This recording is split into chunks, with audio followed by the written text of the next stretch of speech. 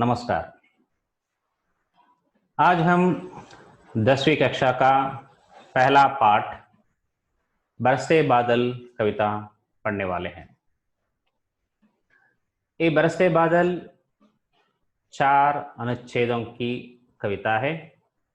आज हम पहला अनुच्छेद पढ़ेंगे। तो उस मूल कविता में जाने से पहले थोड़ा कुछ बारिश के बारे में कुछ बातें हो जाए। बारिश, बरसात, वर्षा, ये नाम सुनते ही हमारे मन में पानी, पानी में भीगना, बादल, बादलों का गर्जन, ठंडापन, ठंडी हवा, बारिश खत्म होते ही फिर आसमान में सतरंगी इंद्रधनुष। तो इस बारिश की इस सुंदरता को देखकर बच्चे क्या, बड़े क्या, बूढ़े क्या, स्त्री क्या, पुरुष क्या, अमीर क्या, गरीब क्या, पशु क्या, पक्षी क्या, प्रकृति का हर कण खुशी से झूम उठता है। ऐसा लगता है कि बारिश के समय माँ प्रकृति सौंदर्य की देवी बन गई है, सौंदर्य की राशि है वो। जब ऐसी सुंदरता सुमित्रानंदन पंत जैसे महान कवि जब वर्णन करेंगे तो सच मानिए सोने पे सुहागा है वो। बरसे बादल कविता का पहला अनुच्छेद कुछ यूं। झम झम झम झम मेघ बरसते हैं सावन के, छम छम छम गिरती बूंदे तरवों से छन के, चम चम बिजली चमक रही रे उर्मे घन के, थम थम दिन के तम में सपने जगते मन के, सपने जगते मन के, दिन के तम में सपने जगते मन के। अब हम शब्दार्थ में जाएंगे। इन शब्दार्थों में मेघ, बरसना, बूंदे, तरु, ये पहले भी बात कर चुके हैं, इसके बारे में फिर और एक बार बोलने की जरूरत नहीं है। बरसना का अर्थ होता है वर्षा होना या बारिश होना। इसके बारे में हम पहले बात करके हैं। सावन, शायद ये आप लोगों के लिए नया शब्द है। सावन एक महीने का नाम है, श्रावण मास। उगादि शुरू होता है हमारा नया साल, उससे 5वां महीने का नाम है श्रावण। चैत्र, वैशाख, ज्येष्ठ, आषाढ़, श्रावण। तो इस सावन का महीना 5वां महीना है। सावन के महीने में रक्षाबंधन का त्योहार आता है। चलो अगला है इसमें बिजली। बिजली का अर्थ है बारिश के समय बादलों में जो बिजली चमकती है, जो प्रकाश आता है उसको बिजली कहते हैं। हिंदी में बिजली का और एक अर्थ भी है, इलेक्ट्रिसिटी को भी हम हिंदी में बिजली ही कहते हैं। पर इस कविता में यहाँ पर हम बिजली का अर्थ जो है बादलों में चमकने वाली बिजली को ही लेंगे। अगला शब्द है उर। उर यानी छाती, हृदय, वक्षस्थल, उसको बोलते हैं उर। अगला है तम। तम यानी अंधेरा या अंधकार।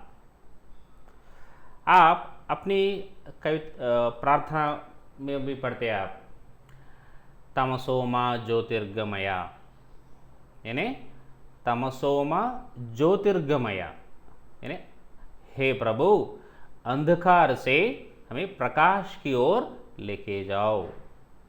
तो तम यानी अंधकार, अंधेरा। अगला सपना, स्वप्न, ये भी। अगला है जगना। जगना यानी सचेत होना या जागृत होना। नींद में से हम जगते हैं, बेहोशी से होश में आना जगना है। गांधी जी आते ही सारा भारत जगने लगा, सभी लोगों में वो जागरण पैदा किया। वो बच्चे सुबह 4 बजे जगकर पढ़ना शुरू करते हैं, ऐसा उसको दे जगना। अगला है छनना। ये आप लोगों के लिए पहली बार आया है शब्द। छनना एक क्रिया है। उदाहरण के लिए चाय छनते हैं, दूध छनते हैं। अभी चाय में चाय के पत्ते को अलग करने के लिए इस छलनी में डालकर छनते हैं। हम आटा को भी छनते हैं। अगर कोई आटे में कचरा है तो छलनी में डालकर छनते हैं। यहाँ पर जो चित्र है वो छलनियों का चित्र है, चाय छलने का और आटा छलने का। तो यह है शब्दार्थ। कविता का पहला वाक्य है, झम झम झम झम झम मेघ बरसते हैं सावन के, यानी सावन के मेघ झम झम कर बरसते हैं। झम झम कर बरसना क्या है, इसके पीछे पंत जी का उद्देश्य क्या है? तो यहाँ पर पंत जी कहना चाहते हैं कि सावन की वर्षा जोर जोर से शोर मचाते हुए आती है। उदाहरण के लिए जब घर में जब शादी होती है या कोई जुलूस निकलती है रास्ते में, या भगवान की जब रथ यात्रा निकलती है, तो सभी खामोश थोड़ी जाते हैं, जोर जोर से चिल्लाते हुए, नाचते हुए, गाते हुए, ढोल बजाते हुए, नगाड़े बजाते हुए जाते हैं, है ना। जैसे शादी की बारात है, कैसे जाती है? मज़े में शोर मचाते हुए जाते, चुपचाप नहीं जाते ना। इसी तरह ये सावन का बारिश भी जो है जोर जोर से शोर मचाते हुए आती है। चुपचाप आने वाली बारिश नहीं है, वो खुशियों की बारिश है। वो खुशियों की बारिश लाने वाली है ये सावन का महीना। तो यह है झमझम कर मेघ बरसते हैं सावन, यानी जोर जोर से शोर मचाते हुए, जैसे कोई त्योहार मना रहा है, जो कोई उत्सव मना रहा है, जैसे कोई जीत का उत्सव मना रहा है, ऐसा आता है हमारा ये सावन की बारिश। छम छम गिरती बूंदें तरुओं से छनके, यानी बूंदें तरुओं से छनकर छम छम करते हुए गिरती है। ये पंत जी की कल्पना देखिए कैसी है। छन्ना का अर्थ हम पढ़े हम लोग, चाय छनना, दूध छनना, आटा छनना, ये देख चुके हम लोग। यहाँ पर जब बारिश पेड़ों पर गिरती है, गिरकर नीचे पानी की बूंदें नीचे टपकती है, ये हम कई बार देख चुके हैं। तो पेड़ के ऊपर बारिश का गिरना जो है पंत जी को ऐसा लग रहा जैसे पेड़ों से छनकर पानी बूंदों के रूप में नीचे टपक रही है, छम छम आवाज करते हुए। इसकी कल्पना है, देखिए एक छनना शब्द वहां पर कितना प्रभावशाली ढंग से प्रयोग किया हुआ। इसे कहते हैं पंत जी कल्पना की दुनिया में स्वच्छंद विहरने वाला, उड़ने वाला एक पक्षी जैसा है वो। तो है उनकी कल्पना शक्ति की प्रतिभा। पेड़ों से छन कर गिरना वो केवल पंत जी ही सोच सकते हैं। तीसरा वाक्य में जाएंगे। छम छम बिजली चमक रही रे और में घन के, मतलब घन के और में बिजली चमचम कर चमक रही है। ये ऐसा वाक्य है, इसके बारे में आधा घंटा क्या घंटों बात कर सकते हैं, ऐसा वाक्य है ये। घन के उर्मे, घन यानी बादल, बादलों के उर्मे यानी बादलों के हृदय में, बादलों के हृदय में बिजली चमक रही है। पंत जी के लिए प्रकृति कोई निष्प्राण पदार्थ नहीं है। पंत जी के लिए प्रकृति एक सजीव, प्राण से भरा हुआ एक चेतन वस्तु है। इसीलिए पंत जी प्रकृति से बातें करते थे।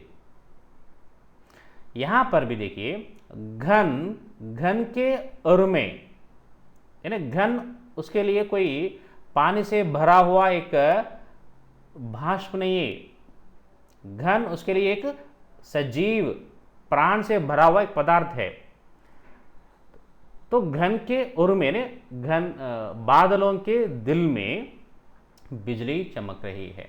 हम भी कई बार देखे जब बारिश होती है तो बादलों में के बीच बिजली चमकती है, पर यहाँ पर कभी का लगता है जैसे बादल एक प्राण वस्तु है।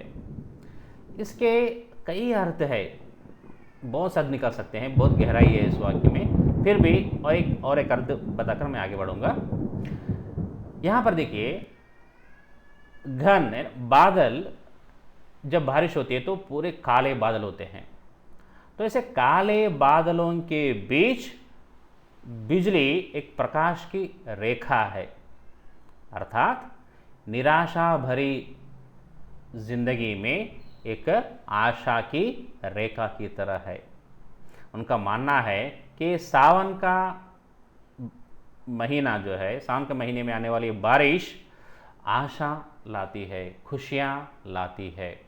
ऐसी बारिश है ये सावन की बरसात।